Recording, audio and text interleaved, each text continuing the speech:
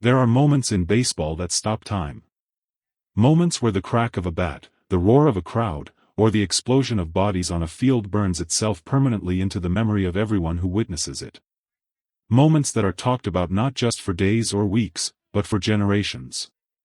What happened at Dodger Stadium on that warm evening was one of those moments. Except this time, it was not a home run that froze the world. It was not a strikeout in the ninth inning. It was something far darker. Far more dangerous. And far more deliberate. Because what unfolded at home plate that night was not an accident. It was not a collision born from the chaos of the game. According to multiple sources with direct knowledge of what happened in the Seattle Mariners dugout before that fateful at-bat, what happened to Shohei Ohtani was planned. Orchestrated. And the name at the center of that orchestration was one that sent shockwaves through every corner of professional baseball. Randy Arozarena. To understand how this moment arrived, you have to understand the tension that had been quietly building between the Mariners and the Dodgers for the better part of this season. On the surface, these two franchises maintain the professional courtesy that Major League Baseball demands. Handshakes before games. Respectful exchanges between managers. The polished public face of competition at its highest level. But beneath that surface, something had been festering. Sources inside both organizations confirmed that the relationship between certain Mariners veterans and the Dodgers superstar core had deteriorated significantly over recent months. The reasons were layered and complicated: competitive frustration, perceived disrespect, the suffocating shadow that Shohei Ohtani casts over every opposing dugout simply by existing. When you are on the other side of Ohtani, you are not just facing a baseball player. You are facing a phenomenon. And for some, that is simply too much to bear in silence. Arozarena had made no secret, at least privately, of his feelings toward the Dodgers and toward Ohtani specifically. Teammates described a player who had grown increasingly agitated as the season progressed. A player who watched Ohtani's highlight reels with something that went beyond competitive fire. Something that had curdled, over weeks and months, into something far more dangerous. Resentment. The game itself began without incident. The atmosphere at Dodger Stadium was electric, as it always is when Ohtani steps into the lineup. Fans had filled every seat hours before first pitch. The energy in the building was the kind that makes the hairs on your arms stand up, the anticipation of watching the best player on the planet do something extraordinary. Through the early innings, the game was tight and tense. Both pitching staffs were dominant. The crowd groaned and cheered in equal measure. On the Mariners' bench, Arozarena sat with his arms crossed, watching. Those who were near him that evening described a man who was not watching the game the way players normally watch a game. He was watching Ohtani. Only Ohtani. Tracking every movement, every at-bat, every interaction with teammates and fans. Between innings, according to sources present in the dugout, Arozarena leaned toward two of his teammates, their names have not been officially confirmed, and spoke in a low, deliberate voice. The conversation lasted less than 2 minutes. But the instructions that were communicated in those 2 minutes would change the course of that evening forever. The message, as it was relayed to reporters who spoke with witnesses afterward, was chillingly simple. When Ohtani comes to the plate in a close situation, make sure he feels it. The moment arrived in the 6th inning. The Dodgers were trailing by 1 run. 2 outs. A runner on second. And Shohei Ohtani walking to the plate with that familiar, unhurried calm that has become one of the most recognizable images in all of sports. The crowd rose as one. The noise was deafening. What happened next unfolded in seconds but felt, to everyone who witnessed it, like slow motion. The pitch came in hard and inside, too inside, far too deliberately inside for anyone in that stadium to mistake it for an accident. Ohtani twisted away instinctively, his extraordinary reflexes saving him from the worst of it. But the ball caught him on the left forearm with a sickening crack that silenced the crowd for one terrible instant before the noise erupted again, this time not in excitement, but in fury. Ohtani stood at the plate for a moment, his expression unreadable. He looked down at his arm. Then he looked toward the Mariners' dugout. His eyes found Arozarena immediately, as though he had known exactly where to look. And what he saw confirmed everything. Arozarena was not looking at the pitcher. He was not looking at the catcher. He was looking directly at Ohtani, and on his face was an expression that every person in professional baseball recognizes. The expression of a man who got exactly what he wanted. It was Mookie Betts who moved first. Betts had been watching from the on-deck circle, and he had seen the same thing Ohtani saw. He did not hesitate. He did not wait for someone else to act. He dropped his bat and moved toward the mound with a speed and purpose that sent an immediate signal to every person on that field: this was not going to be settled quietly. Within seconds, both dugouts emptied. What followed was one of the most chaotic scenes Dodger Stadium has witnessed in years. Players from both sides flooded onto the field in a wave of blue and teal. Coaches sprinted from their positions. Umpires threw themselves into the middle of the chaos, arms outstretched, voices raised, completely overwhelmed by the size and fury of what had been unleashed. Security personnel poured from the tunnels. Fans in the front rows pressed against the railings, phones raised, capturing every frame. At the center of it all, Arozarena had stepped out of the dugout. He was not trying to calm the situation. He was walking directly toward Ohtani with the kind of deliberate, controlled movement that is somehow more frightening than a sprint. It was the walk of a man who had made a decision long before this moment and was simply following through. Dave Roberts reached him first.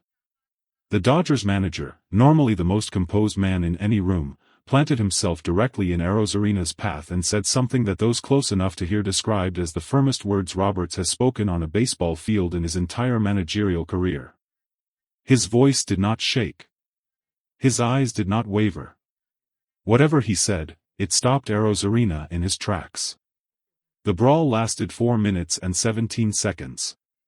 4 minutes and 17 seconds that felt like an eternity to everyone inside that stadium. When the dust finally settled, 3 players had been ejected. 2 staff members were escorted from the field. And Shohei Ohtani stood near first base, his forearm wrapped by the Dodgers medical staff, watching everything with those same dark, unreadable eyes. He did not say a word throughout the entire incident. Not one word. That silence was somehow more powerful than anything else that happened that night. In the clubhouse afterward, the atmosphere was unlike anything the Dodgers had experienced this season. The fury of the brawl had transformed into something quieter and more dangerous, the cold, focused anger of men who felt that a line had been crossed that could not be uncrossed. Will Smith sat at his locker with a towel over his head, still processing what he had witnessed. When a reporter gently asked for his reaction, Smith lifted his head and spoke with a directness that left no room for interpretation.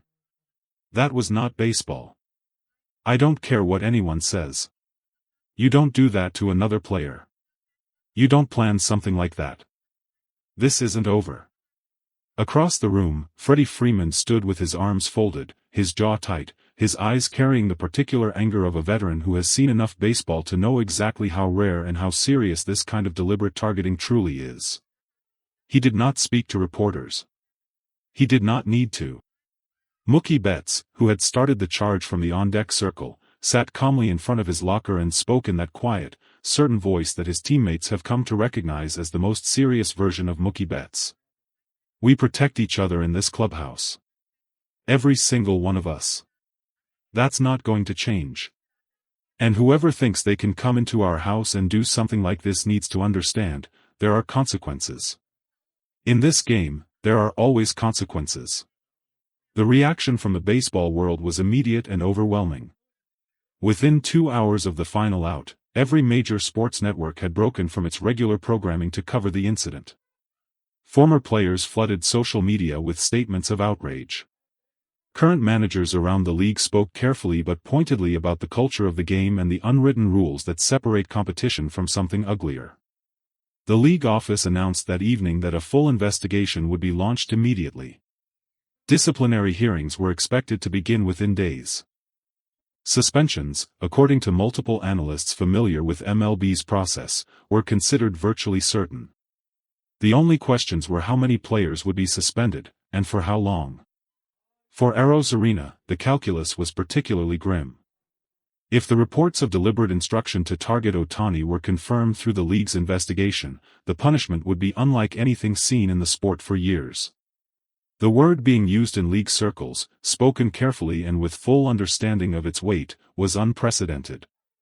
As the stadium lights dimmed and the last of the crowd filtered out into the Los Angeles night, Shohei Ohtani sat alone in the training room. The medical staff had confirmed that the injury to his forearm, while painful, was not serious. He would not miss significant time. His body, as it so often does, had absorbed the blow and endured. But the image that stayed with every person who passed that training room doorway that night was not of a man in physical pain. It was of a man sitting very still, very quietly, in a room that had gone silent around him. Staring at nothing. Thinking everything. Shohei Ohtani had been targeted before. He had been tested before. He had faced pressure and hostility and the crushing weight of impossible expectations before. He had never broken under any of it. And tonight would be no different. But somewhere in the quiet of that training room, behind those dark and unreadable eyes, a decision was being made. The kind of decision that does not announce itself loudly. The kind that simply waits, with absolute patience, for the right moment to reveal itself. Baseball would feel that decision soon enough. And Randy Arozarena, above everyone else, would feel it first.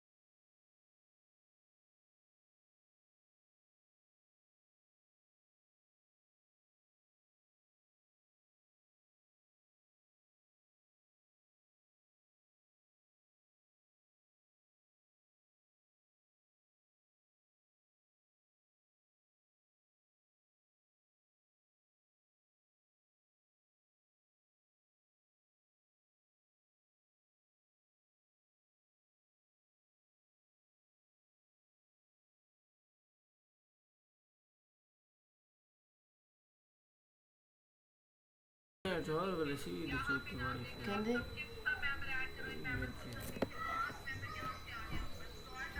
ओ बताओ ठीक है ये बताओ गिला नहीं ओ बताओ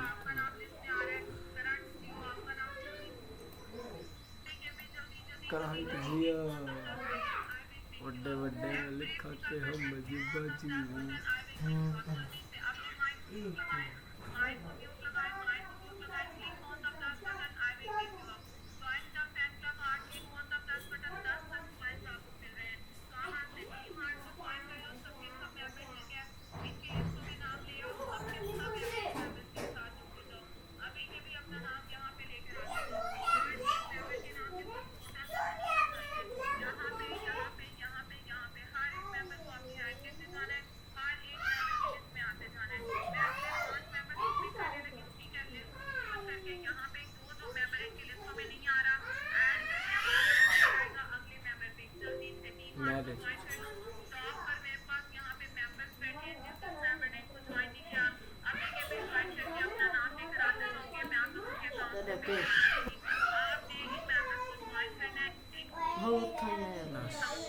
गाड़ी चल पूरा थी राउंड एक ना देता है सोच ओ उन्ना दे आपड़े ओने होस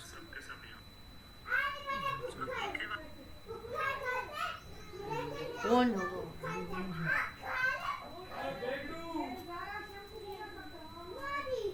खुशी कितने पता नहीं खुशी पड़े बीमार है यार प्लेट काटा धूप निकल खड़ी है बाहर गर्मी खा ली आ मेरा पुत्र आ जल्दी हाँ ना आ मैं देखता हूँ मंजा पैर खाता भी है आ इस काम है काम तो ही सीधी खड़ी करे से ना धूप